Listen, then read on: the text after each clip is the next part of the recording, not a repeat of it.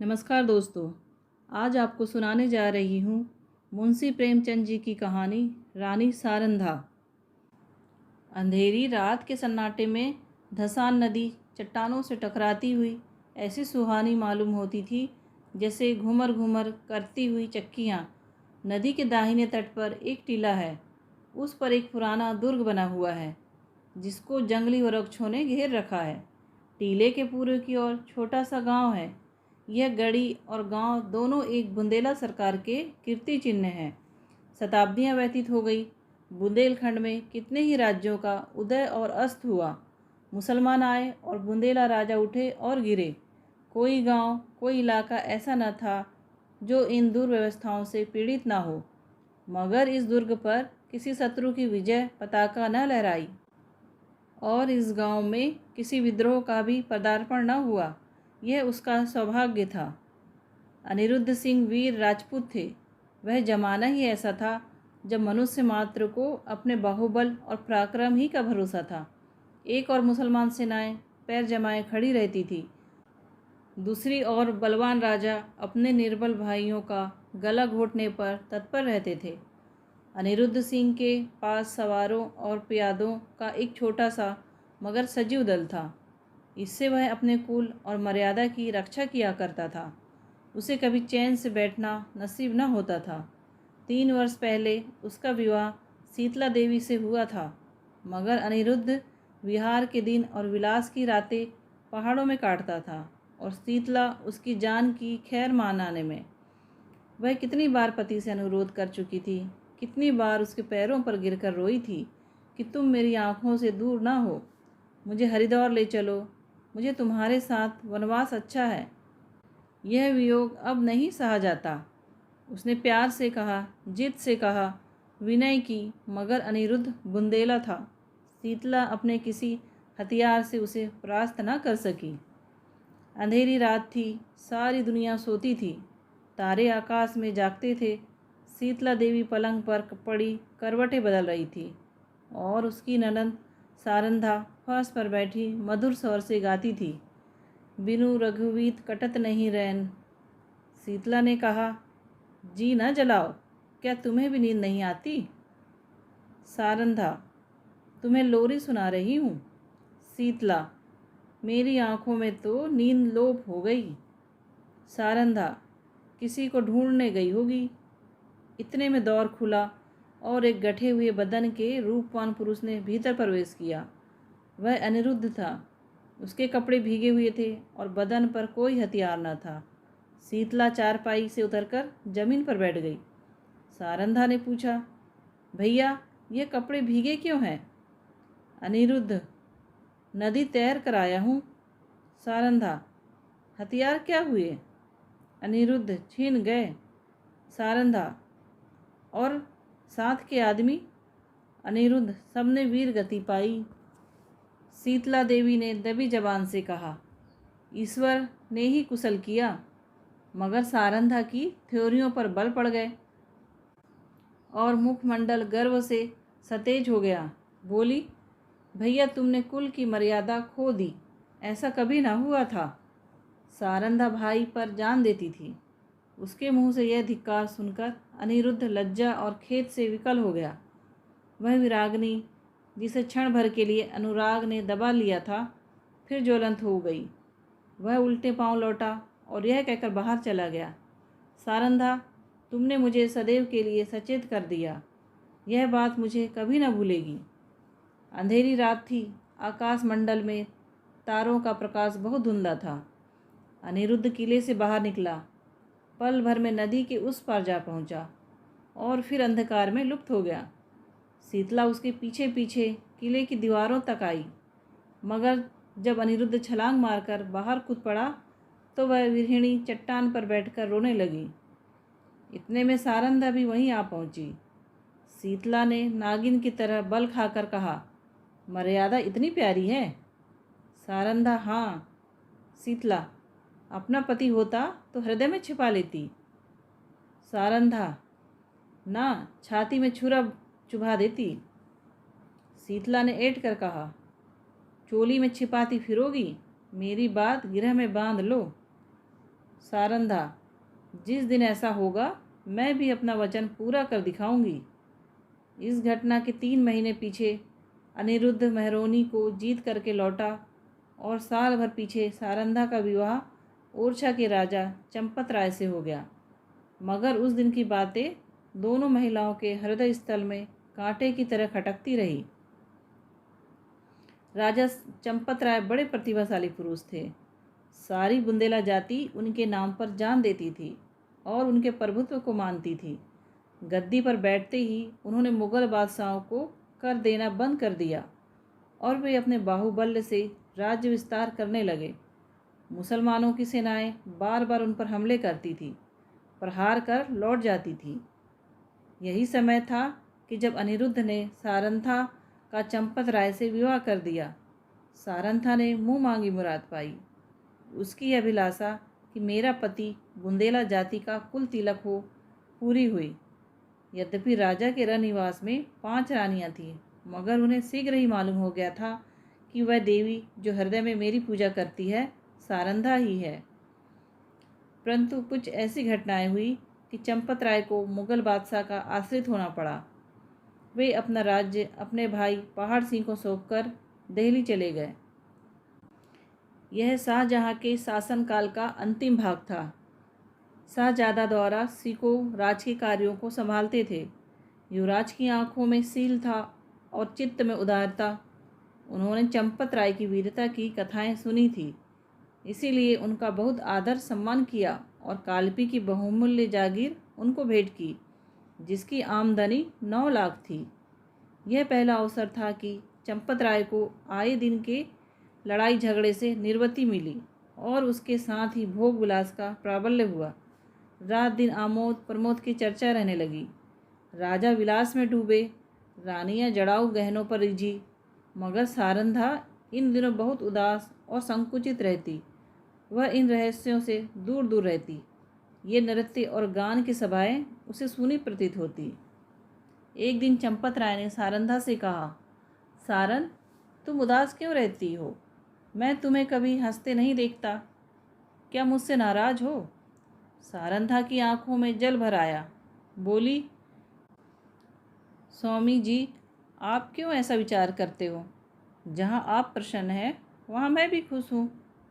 चंपत राय, मैं जब से यहाँ आया हूँ मैंने तुम्हारे मुख कमल पर कभी मनोहारिणी मुस्कुराहट नहीं देखी। तुमने कभी अपने हाथों से मुझे बीड़ा नहीं खिलाया, कभी मेरी पाग नहीं संवारी, कभी मेरे शरीर पर शस्त्र न सजाए, कहीं प्रेम लता मुरझाने तो नहीं लगी। सारंधा, प्राणनाथ, आप मुझसे ऐसी बात पूछते हैं जिसका उत्तर मेरे पास नहीं है। यथार्थ में इन दिनों मेरा चित्त उदास रहता है। मैं बहुत चाहती हूँ कि खुश रहूँ, मगर बोझ सा हृदय पर धरा रहता है। चंपत राय स्वयं आनंद में मगन थे, इसीलिए उनके विचारों में सारंधा को असंतुष्ट रहने का कोई उचित कारण नहीं हो सकता था। वे भौहें सिकोड़कर बोले, मुझे तुम्हारे उदास रहने का कोई विशेष कारण नहीं मालूम होता। ओरछे में कौन सा सुख था जो यहाँ नहीं है? सारंधा का चेहरा लाल हो गया। बोली, मैं कुछ कहूँ, आप नाराज तो ना होंगे? चंपत राय, नहीं, शौक से कहो। सारंधा, ओरछे में मैं एक राजा की रानी थी, यहाँ मैं एक जागीरदार की चेरी हूँ। ओरछे में वह थी जो अवध में कौशल्या थी, यहाँ मैं बादशाह के एक सेवक की स्त्री हूँ। जिस बादशाह के सामने आज आप आदर से सिर झुकाते हैं वह कल आपके नाम से कांपता था। रानी ने चेरी होकर भी प्रसन्नचित होकर, मेरे वश में नहीं है। आपने यह पद और ये विलास की सामग्रियाँ बड़े महंगे दामों मोल ली है। चंपत राय के नेत्रों पर से एक पर्दा सा हट गया। वे अब तक सारंधा की आत्मिक उच्चता को न जानते थे। जैसे बे माँ बाप का बालक माँ की चर्चा सुनकर रोने लगता है, उसी तरह ओरछे की याद से चंपत राय की आंखें सजल हो गई। उन्होंने आदरयुक्त अनुराग के साथ सारंधा को हृदय से लगा लिया। आज से उन्हें फिर उसी उजड़ी बस्ती की फिक्र हुई जहाँ से धन और कीर्ति की अभिलाषाएं खींच लाई थी। माँ अपने खोए हुए बालक को पाकर निहाल हो जाती है। चंपत राय के आने से बुंदेलखंड निहाल हो गया। ओरछा के भाग्य जागे, नौबतें झड़ने लगी और फिर सारंथा के कमल नेत्रों में जाति अभिमान का आभास दिखाई देने लगा। यहाँ रहते रहते महीनों बीत गए। इस बीच में शाहजहाँ बीमार पड़ा। पहले से ईर्ष्या की अग्नि दहक रही थी। यह खबर सुनते ही ज्वाला प्रचंड हुई। संग्राम की तैयारियां होने लगी। शाहजादे मुराद और मुईउद्दीन अपने अपने दल सजाकर दक्षिण से चले। वर्षा के दिन थे। उर्वरा भूमि रंग बिरंगे रूप भरकर अपने सौंदर्य को दिखाती थी।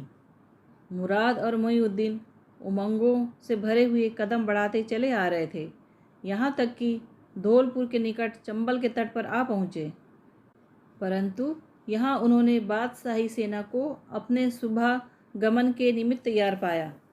शहजादे अब बड़ी चिंता में पड़े। सामने अगम्य नदी लहरें मार रही थी। किसी योगी के त्याग के सदृश विवश होकर चंपत राय के पास संदेश भेजा कि खुदा के लिए आकर हमारी डूबती हुई नाव को पार लगाइए। राजा ने भवन में जाकर सारंधा से पूछा, इसका क्या उत्तर दूं? सारंधा, आपको मदद करनी होगी। चंपत राय, उनकी मदद करना द्वारा सिगों से वैर लेना है। सारंधा, यह सत्य है, परंतु हाथ फैलाने की मर्यादा भी तो निभानी चाहिए। चंपत राय, प्रिय, तुमने सोच कर जवाब नहीं दिया। सारंधा, प्राणनाथ, मैं अच्छी तरह जानती हूँ कि यह मार्ग कठिन है और अब हमें अपने योद्धाओं का रक्त पानी के समान बहाना पड़ेगा, परंतु हम अपना रक्त बहाएंगे और चंबल की लहरों को लाल कर देंगे। विश्वास रखिए, जब तक नदी की धारा बहती रहेगी वह हमारे वीरों का कीर्तिगान करती रहेगी। जब तक बुंदेलों का एक भी नाम लेवा रहेगा, ये रक्त बिंदु उसके माथे पर केसर का तिलक बनकर चमकेंगे। वायुमंडल में मेघराज की सेनाएं उमड़ रही थी। ओरछे के किले से बुंदेलों की एक काली घटा उठी और वेग के साथ चंबल की तरफ चली। प्रत्येक सिपाही वीर रस से झूम रहा था। सारंथा ने दोनों राजकुमारों को गले से लगा लिया और राजा को पान का बीड़ा देकर कहा, बुंदेलों की लाज अब तुम्हारे हाथ है। आज उसका एक एक अंग मुस्कुरा रहा था और हृदय हुलसित था। बुंदेलों की यह सेना देखकर शहजादे फूले न समाये। राजा वहाँ की अंगुल अंगुल भूमि से परिचित थे। उन्होंने बुंदेलों को तो एक आड़ में छिपा दिया और वे शहजादों की फौज को सजाकर नदी के किनारे किनारे पश्चिम की ओर चले। दारा सिकों को भ्रम हुआ कि शत्रु किसी अन्य घाट से नदी उतरना चाहता है। उन्होंने घाट पर से मोर्चे हटा दिए। घाट में बैठे हुए बुंदेले उसी ताक में थे। बाहर निकल पड़े और उन्होंने तुरंत ही नदी में घोड़े डाल दिए। चंपत राय ने शहजादा दारा सिकोह को बुलावा देकर अपनी फौज घुमा दी और अब बुंदेलों के पीछे चलता हुआ उसे पार उतार लाया। इस कठिन चाल में 7 घंटों का विलंब हुआ, परंतु जाकर देखा तो 700 बुंदेलों की लाशें तड़प रही थी। राजा को देखते ही बुंदेलों की हिम्मत बंध गई। शहजादों की सेना ने भी अल्लाह अकबर की ध्वनि के साथ धावा किया। बादशाही सेना में हलचल पड़ गई। उनकी पंक्तियां छिन्न भिन्न हो गई। हाथों हाथ लड़ाई होने लगी। यहाँ तक कि शाम हो गई। रणभूमि रुधिर से लाल हो गई और आकाश में अंधेरा हो गया। घमासान की मार हो रही थी। बादशाही सेना शहजादों को दबाए आती थी।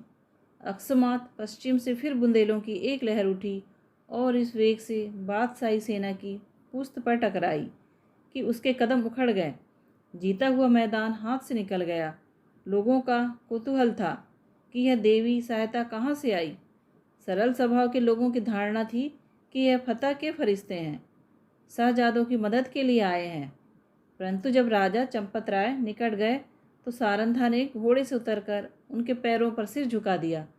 राजा को असीम आनंद हुआ। यह सारंधा थी। समर भूमि का दृश्य इस समय अत्यंत दुखमय था। थोड़ी देर पहले जहाँ सजे हुए वीरों के दल थे, वहाँ अब बेजान लाशें तड़प रही थी। मनुष्य ने अपने स्वार्थ के लिए अनादिकाल से ही भाइयों की हत्या की है। अब विजयी सेना लूट पर टूट पड़ी। पहले मर्द मर्दों से लड़ते थे। वह वीरता और पराक्रम का चित्र था।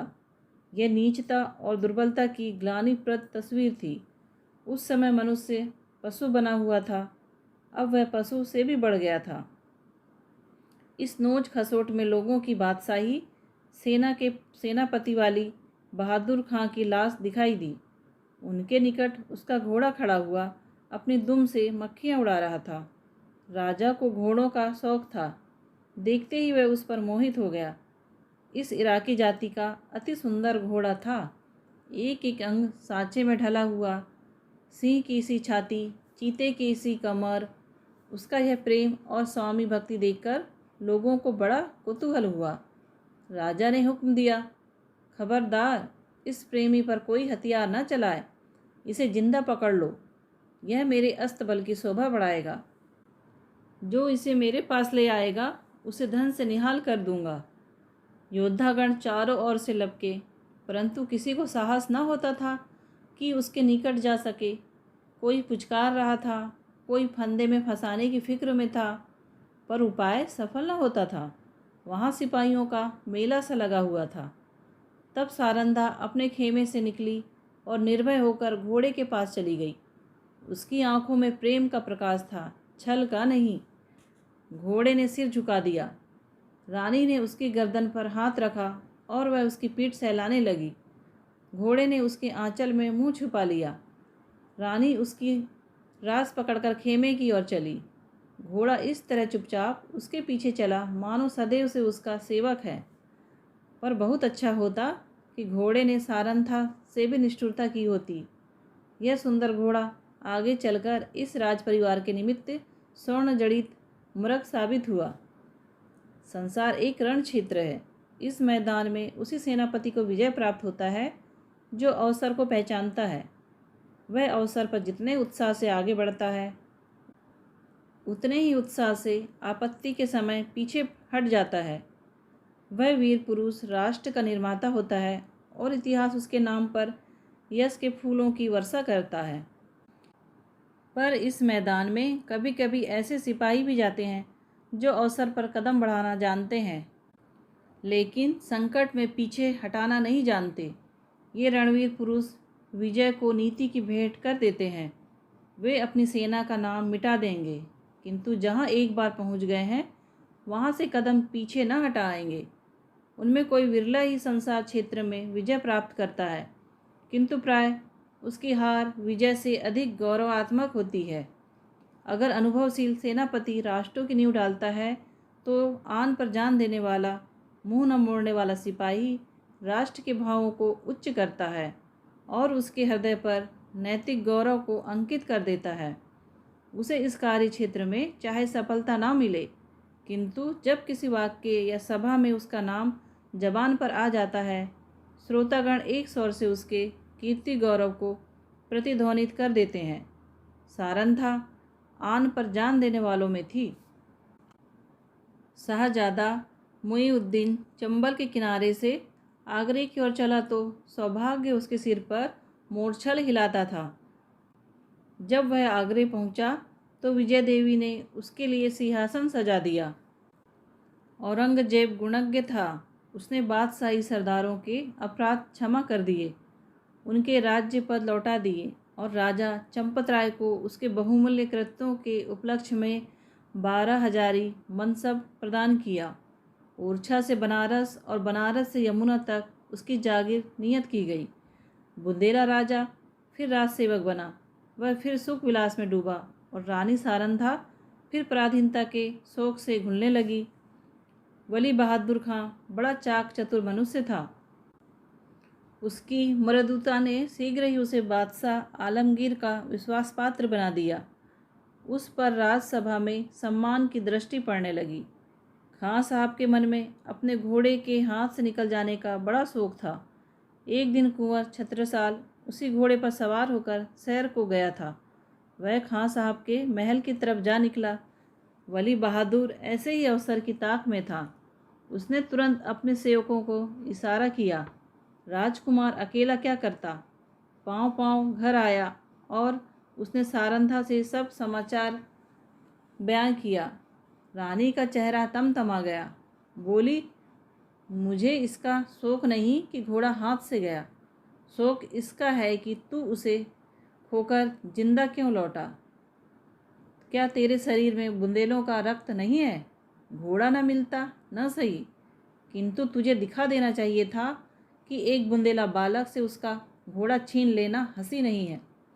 यह कहकर उसने अपने 25 योद्धाओं को तैयार होने की आज्ञा दी, स्वयं अस्त्र धारण किया और योद्धाओं के साथ वली बहादुर खां के निवास स्थान पर जा पहुंची।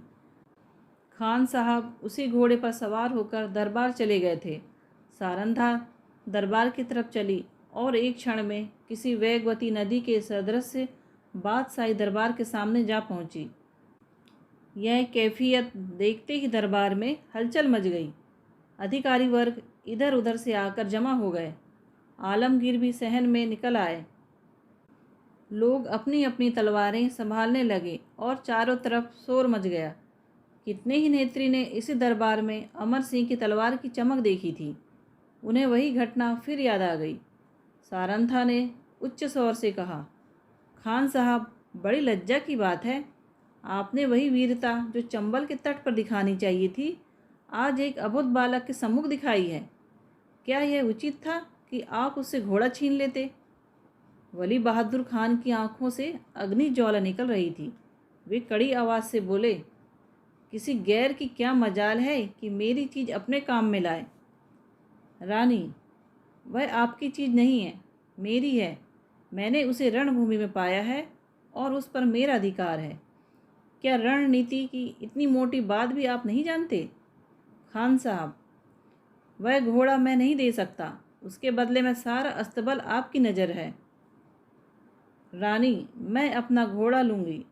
खान साहब, मैं उसके बराबर जवाहरात दे सकता हूँ, परंतु घोड़ा नहीं दे सकता। रानी, तो फिर इसका निश्चय तलवार से होगा। बुंदेला योद्धाओं ने तलवारें सौंत ली और निकट था कि दरबार की भूमि रक्त से प्लावित हो जाए। बादशाह आलमगीर ने बीच में आकर कहा, रानी साहिबा, आप सिपाहियों को रोकें। घोड़ा आपको मिल जाएगा, परंतु इसका मूल्य बहुत देना पड़ेगा। रानी, मैं उसके लिए अपना सर्वस्व खोने को तैयार हूँ। बादशाह, जागीर और मनसब भी। रानी, जागीर और मनसब कोई चीज़ नहीं। बादशाह, अपना राज्य भी। रानी, हाँ, राज्य भी। बादशाह, एक घोड़े के लिए?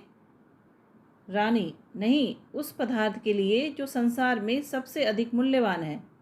बादशाह, वह क्या है? रानी, अपनी आन। इस भांति रानी ने अपने घोड़े के लिए अपनी विस्तृत जागीर, उच्च राज और राज सम्मान सब हाथ से खोया। और केवल इतना ही नहीं, भविष्य के लिए कांटे बोए। इस घड़ी से अंत दशा तक चंपत राय को शांति न मिली।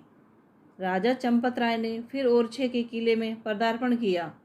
उन्हें मनसब और जागीर के हाथों से निकल जाने का अत्यंत शौक हुआ, किंतु उन्होंने अपने मुंह से शिकायत का एक शब्द भी नहीं निकाला। वे सारंथा के स्वभाव को भली भांति जानते थे। शिकायत इस समय उनके आत्मगौरव पर कुठार का काम करती। कुछ दिन यहाँ शांतिपूर्वक व्यतीत हुए, लेकिन बादशाह सारंथा की कठोर बात भूला न था। वह क्षमा करना जानता ही ना था। ज्यों ही भाइयों की ओर से निश्चिंत हुआ, उसने एक बड़ी सेना चंपत राय का गर्व चूर्ण करने के लिए भेजी और 22 अनुभवशील सरदार इस मुहिम पर नियुक्त किए। शुभकरण बुंदेला बादशाह का सूबेदार था। वह चंपत राय का बचपन का मित्र और सहपाठी था। उसने चंपत राय को परास्त करने का बीड़ा उठाया और कितने ही बुंदेला सरदार राजा से विमुख होकर बादशाही सूबेदार से आ मिले। एक घोर संग्राम हुआ। भाइयों की तलवारें रक्त से लाल हुई। यद्यपि इस समर में राजा को विजय प्राप्त हुई, लेकिन उसकी शक्ति सदा के लिए क्षीण हो गई। निकटवर्ती बुंदेला राजा, जो चंपत राय के बाहुबल थे, बादशाह की कृपाकांक्षी बन बैठे। साथियों में कुछ तो काम आए, कुछ दगा कर गए। यहाँ तक कि निजी संबंधियों ने भी आंखें चुरा ली, परंतु इन कठिनाइयों में भी चंपत राय ने हिम्मत नहीं हारी, धीरज को न छोड़ा। उन्होंने ओरछा छोड़ दिया और वे 3 वर्ष तक बुंदेलखंड के सघन पर्वतों पर छिपे फिरते थे। बादशाही सेनाएं शिकारी जानवरों की भांति सारे देश में मंडरा रही थी। आए दिन राजा का किसी न किसी से सामना हो जाता था। सारंधा सदैव उनके साथ रहती और उनका साहस बढ़ाया करती। बड़ी बड़ी आपत्तियों में जबकि धैर्य लुप्त हो जाता है और आशा साथ छोड़ देती है, आत्मरक्षा का धर्म उसे संभाले रहता है। 3 साल के बाद अंत में बादशाह के सूबेदारों ने आलमगीर को सूचना दी कि इस शेर का शिकार आपके सिवा और किसी से न होगा। उत्तर आया कि सेना को हटा लो और घेरा उठा लो। राजा ने समझा संकट से निवृत्ति हुई, पर वह बात शीघ्र ही भ्रमात्मक सिद्ध हो गई। 3 सप्ताह से बादशाही सेना ने ओरछा घेर रखा था। जिस तरह कठोर वचन हृदय को छेद डालते हैं, उसी तरह तोपों के गोलों ने दीवारों को छेद डाला था। किले में 20,000 आदमी घिरे हुए थे, लेकिन उनमें आधे से अधिक स्त्रियां और उनसे बहुत ही कम बालक थे। मर्दों की संख्या दिनों दिन न्यून होती जाती थी। आने जाने के मार्ग चारों तरफ से बंद थे। हवा का भी गुजर नहीं। रसद का सामान बहुत कम रह गया था। स्त्रियां, पुरुषों और बालकों को जीवित रखने के लिए आप उपवास करती थी। लोग बहुत हताश हो रहे थे। औरतें सूर्य नारायण की ओर हाथ उठा उठाकर शत्रु को कोसती थी। बालक वृंद मारे क्रोध के दीवाल की आड़ से उन पर पत्थर फेंकते थे, जो मुश्किल से दीवाल के उस पार जा पाते थे। राजा चंपत राय स्वयं जवर से पीड़ित थे। उन्होंने कई दिन से चारपाई नहीं छोड़ी थी। उन्हें देखकर लोगों को कुछ ढाढ़स होता था, लेकिन उनकी बीमारी से सारे किले में निराशा छाया हुआ था। राजा ने सारंधा से कहा, आज शत्रु जरूर किले में घुस आएंगे। सारंधा, ईश्वर ना करे कि इन आँखों से वह दिन देखना पड़े। राजा, मुझे बड़ी चिंता इन अनाथ स्त्रियों और बालकों की है। गेहूं के साथ यह घुन भी पिस जाएंगे। सारंधा, हम लोग यहाँ से निकल जाएं तो कैसा? राजा, इन अनाथों को छोड़कर? सारंधा, इस समय इन्हें छोड़ देने में ही कुशल है। हम न होंगे तो शत्रु इन पर कुछ दया ही करेंगे। राजा, नहीं, ये लोग मुझसे नहीं छोड़े जाएंगे। मर्दों ने अपनी जान हमारी सेवा में अर्पण कर दी है। उनकी स्त्रियों और बच्चों को मैं कदापि नहीं छोड़ सकता। सारंधा, लेकिन यहाँ रहकर हम उनकी मदद भी तो नहीं कर सकते। राजा, उनके साथ प्राण तो दे सकते हैं। मैं उनकी रक्षा में अपनी जान लड़ा दूंगा। उनके लिए बादशाही सेना की खुशामद करूंगा। कारावास की कठिनाइयाँ सहूँगा, किंतु इस संकट में उन्हें छोड़ नहीं सकता।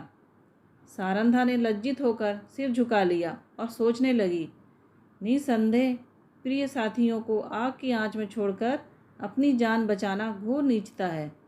मैं ऐसी स्वार्थांध क्यों हो गई? लेकिन एकाएक विचार उत्पन्न हुआ और बोली, यदि आपको विश्वास हो जाए कि इन आदमियों के साथ कोई अन्याय न किया जाए, तब तो आपको चलने में कोई बाधा न होगी। राजा सोचकर, कौन विश्वास दिलाएगा? सारंधा, बादशाह के सेनापति का प्रतिज्ञा पत्र। राजा, हाँ, तब मैं सानत चलूँगा। सारंधा विचार सागर में डूबी। बादशाह के सेनापति से क्यों कर यह प्रतिज्ञा कराऊं? कौन यह प्रस्ताव लेकर वहां जाएगा और निर्दयी ऐसी प्रतिज्ञा करने ही क्यों लगे? उन्हें तो अपनी विजय की पूरी आशा है। मेरे यहाँ ऐसे नीति कुशल वाक्पटु चतुर कौन है जो इस दुस्तर कार्य को सिद्ध करे? छत्रसाल चाहे तो कर सकता है, उसमें यह गुण मौजूद है। इस तरह मन में निश्चय करके रानी ने छत्रसाल को बुलाया। यह उसके चारों पुत्रों में बुद्धिमान और साहसी था। रानी उससे सबसे अधिक प्यार करती थी। जब छत्रसाल ने आकर रानी को प्रणाम किया तो उनके कमल नेत्र सजल हो गए और हृदय में दीर्घ निश्वास निकल गया। छत्रसाल, माता मेरे लिए क्या आज्ञा है? रानी, आज लड़ाई का क्या ढंग है? छत्रसाल, हमारे 50 योद्धा अब तक काम आ चुके हैं। रानी, बुंदेलों की लाज अब ईश्वर के हाथ है। छत्रसाल, हम आज रात को छापा मारेंगे। रानी ने संक्षेप में अपना प्रस्ताव छत्रसाल के सामने प्रस्तुत किया और कहा, यह काम किसे सौंपा जाए? छत्रसाल, मुझको।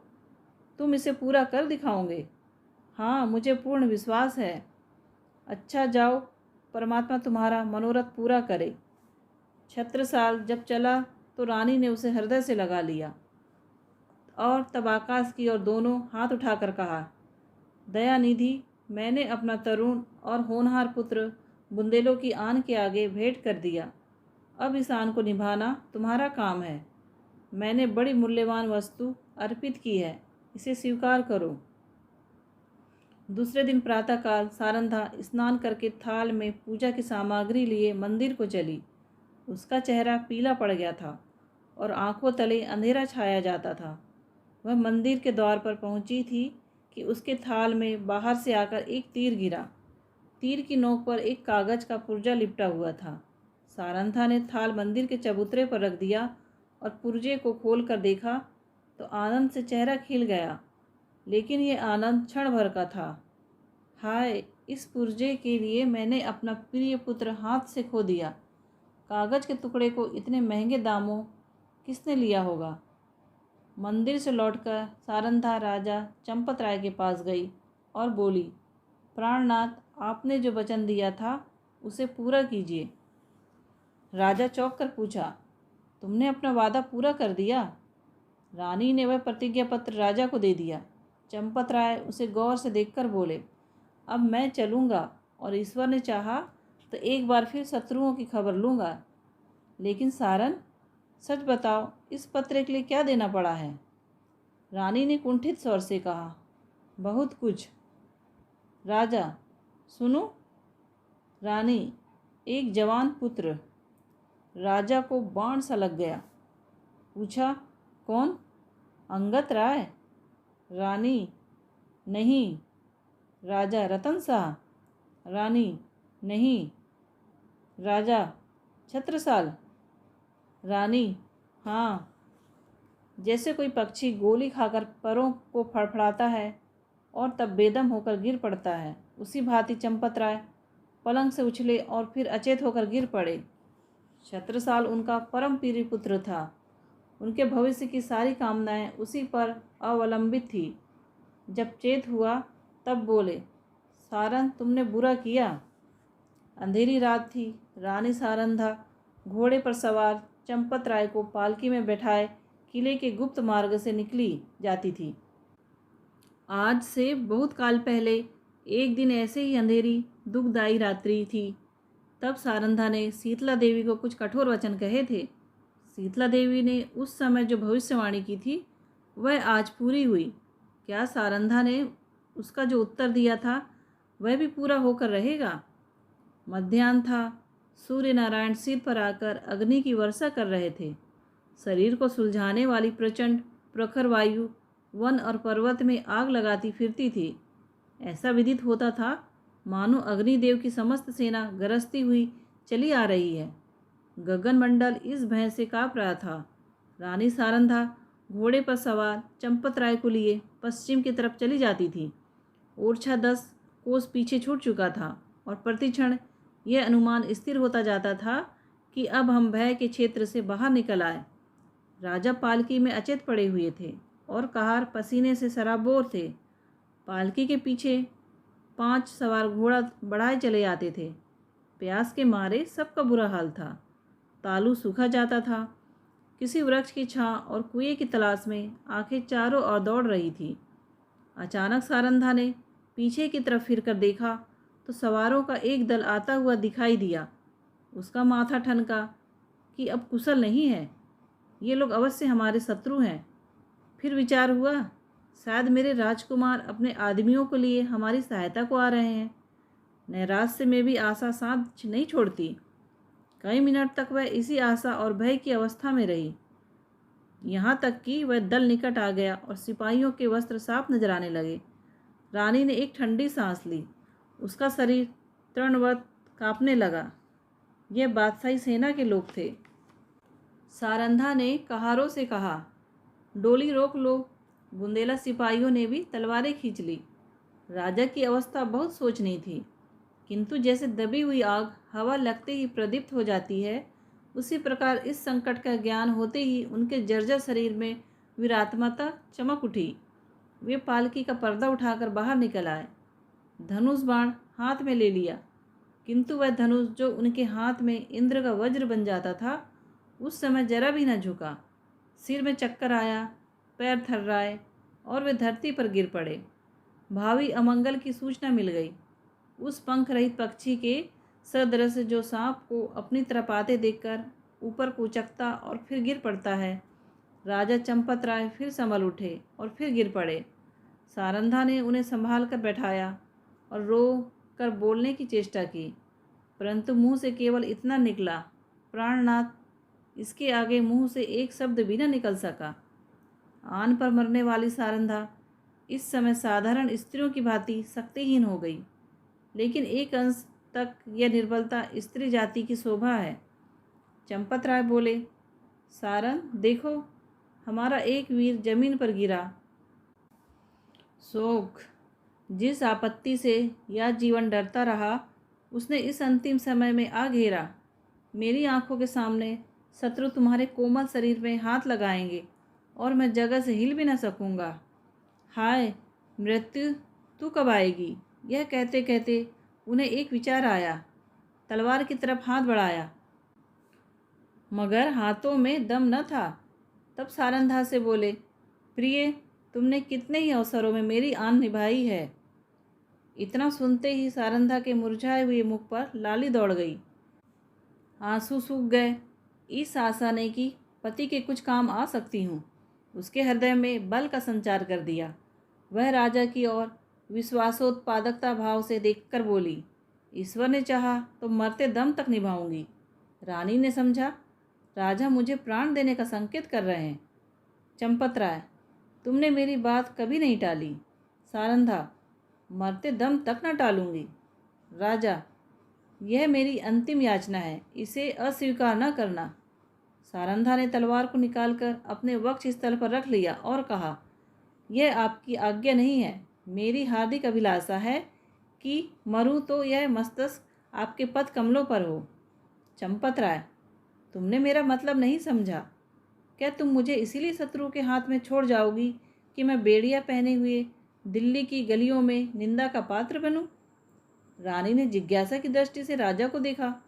वह उनका मतलब न समझी। राजा, मैं तुमसे एक वरदान मांगता हूँ। रानी, सहर्ष मांगिए। राजा, यह मेरी अंतिम प्रार्थना है। जो कुछ कहूँगा करोगी? रानी, सिर के बल करूँगी। राजा, देखो, तुमने वचन दिया है, इनकार न करना। रानी कांपकर, आपके कहने की देर है। राजा, अपनी तलवार मेरी छाती में चुभा दो। रानी के हृदय पर वज्राघात सा हो गया। बोली, जीवननाथ। इसके आगे वह कुछ न बोल सकी। आंखों में नैराश्य छा गया। राजा, मैं बेड़ियां पहनने के लिए जीवित रहना नहीं चाहता। रानी, मुझसे यह कैसे होगा? पांचवा और अंतिम सिपाही धरती पर गिरा। राजा ने झुंझला कर कहा, इसी जीवन पर आन निभाने का गर्व था। बादशाह के सिपाही राजा की तरफ लपके। राजा ने नैराश्यपूर्ण भाव से रानी की ओर देखा।